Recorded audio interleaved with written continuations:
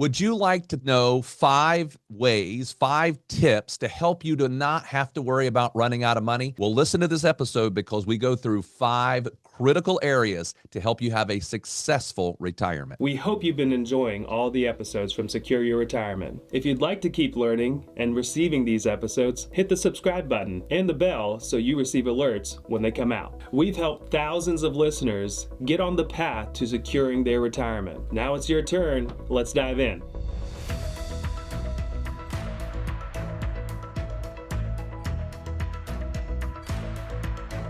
Welcome to Secure Your Retirement Podcast. Today we have a topic that a lot of people are concerned about, and that's running out of money. In fact, we were reading an article. Merce and I are always trying to keep in touch with what's out there, and so Market Watch and different things come out with articles all the time.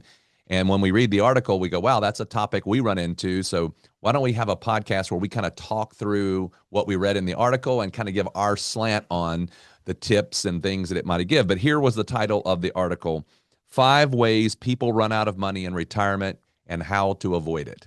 Well, I will tell you, in our world, I don't care if you've got a few $100,000 or a few $1 million. The number one thing people are worried about is my money going to last for the rest of my life? And you might think, well, if I had a few $1 million, I'd never think that. Well, it's not. It doesn't change. The same as with you. If you've got a few $100,000, a person with no money would say, well, why would you ever worry about running out of money? And so it's all perspective.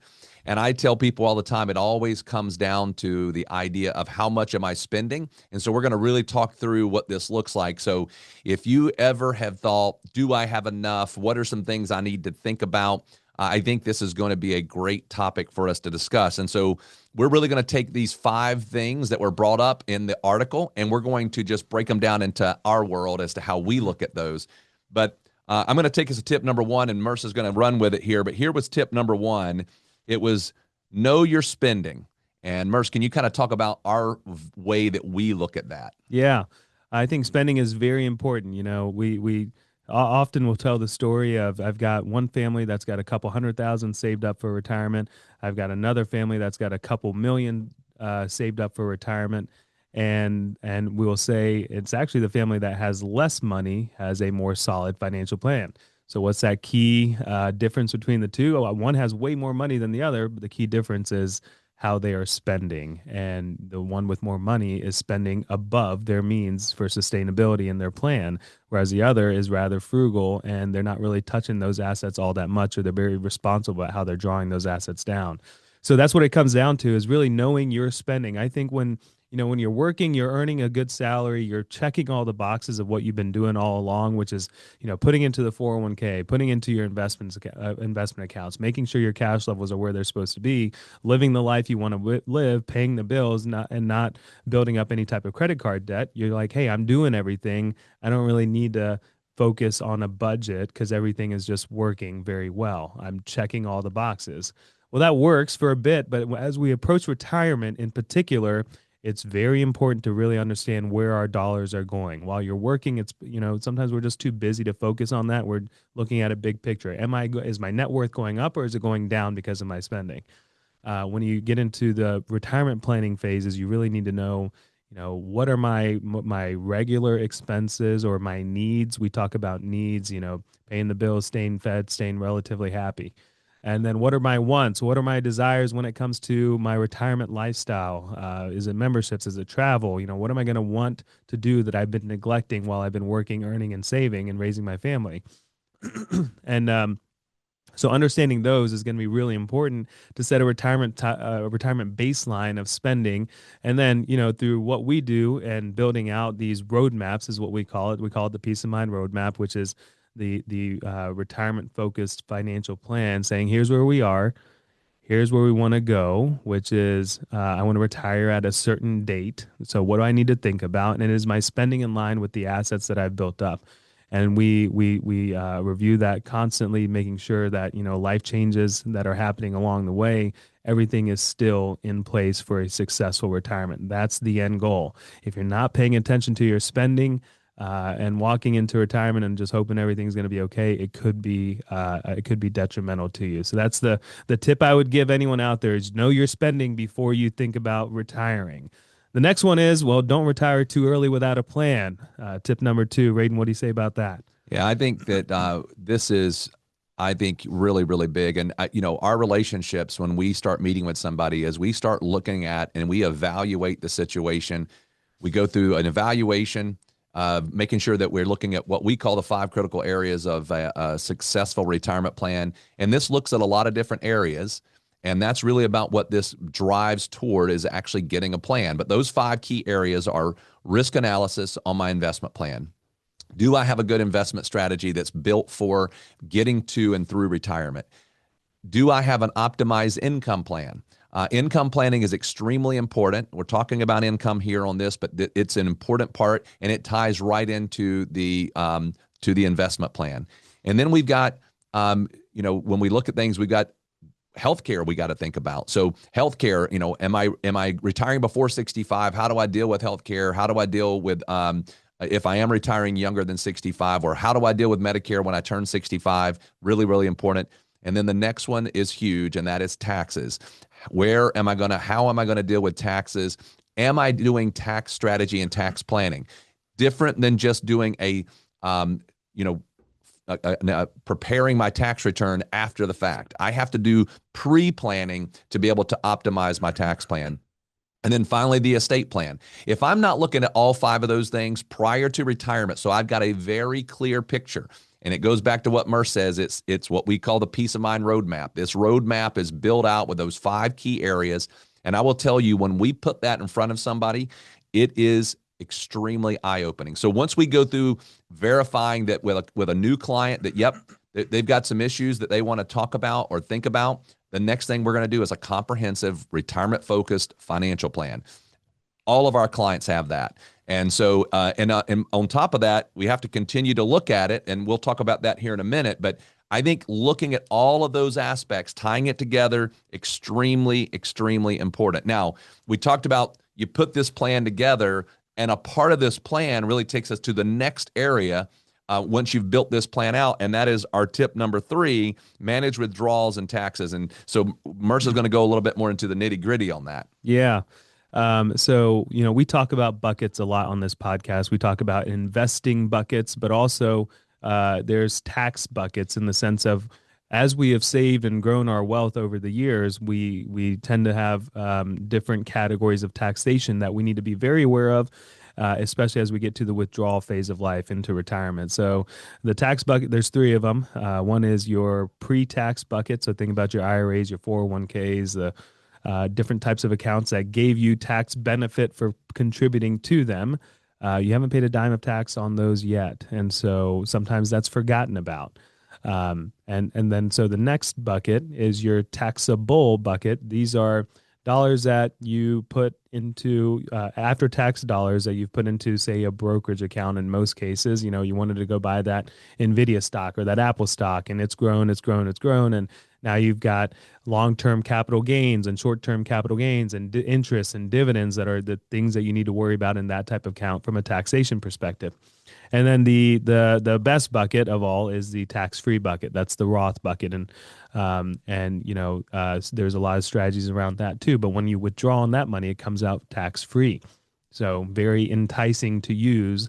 So when it comes to managing your withdrawals, you want to have a understanding of how that money is taxed, for one, because that's going to help us create an efficient withdrawal strategy when it comes to taxation year over year.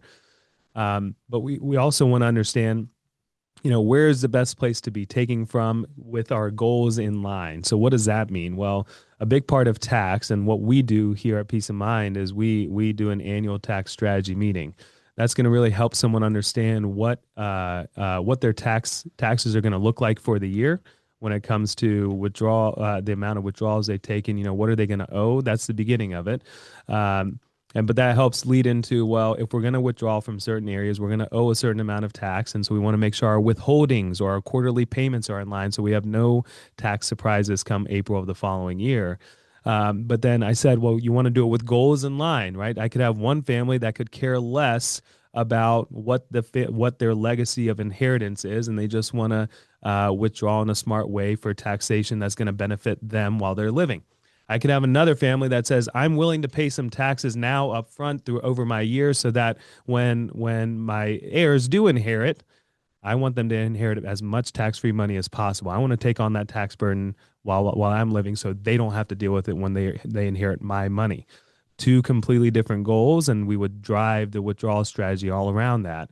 Some things that are some common mistakes that we see is, sometimes taking everything from the IRAs first. It may not make sense depending on the goals, or ignoring Roth planning. That's a big one. And a lot of times we try to catch up, and it can be hard to catch up on Roth planning. You want to be talking about that every single year, whether it makes sense or not. And then the other one that you really want to avoid in most cases, there's good reasons to go into it. And we've done podcast episodes on this, but sometimes people accidentally trigger Medicare IRMAA surcharges. That's a tax on top of your Medicare if you generate too much income. So those are just some ones that come off the top of my head, though. But it all kind of ties back into this idea of the peace of mind pathway, the peace of mind roadmap, making sure all of these elements of our financial plan are linked together so that when we turn one knob, we're not surprised that it's turning a bunch of other knobs. We've planned for it. All right. Tip number 4. This one's really important: balancing growth and protection. What do you got on that, Raiden?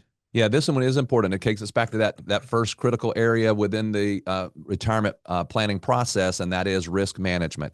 And what you were doing when you were 30 may not be what you should be doing when you're close to retirement.